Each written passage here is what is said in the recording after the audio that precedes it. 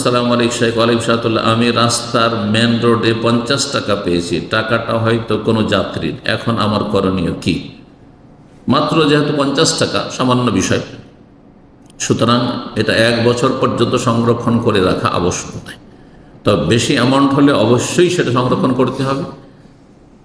তারপরে যদি আপনার জন্য উত্তম হবে যদি এমনটা করেন যে যেই জায়গায় পেয়েছেন সেখানে একটা পোস্টার বিজ্ঞপ্তি লাগিয়ে দেন আর লিখে দেন, আপনার কন্ট্যাক্ট নাম্বার দিয়ে দেন যে আমি অল্প কিছু টাকা এখানে পেয়েছি, যদি কোনো ভাইয়ের হয় তো তার পরিমাণ বলে সেটা আমার কাছ থেকে নিয়ে যাবেন।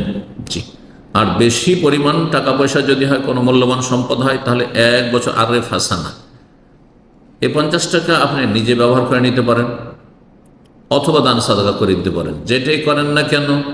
তারপরে যদি সেই লোক পেয়ে যায় আপনার কোনো সময় সন্ধান আপনার কাছে চলে আসে যে আমার 50 টাকা এই জায়গায় পড়েছিল অমুক দিন আর ঠিক মিলে যাচ্ছে, তাহলে আপনি সেটা ফিরিয়ে দেবেন। যদিও সেটা দান সাদকা করেছেন, এই কথা বলা চলবে না যে আমি আপনার নামে দান করে দিই আপনার জন্য, এই কথা বলা চলবে না। আপনি দিয়ে দেন, সাদাকা আপনার হবে। জি।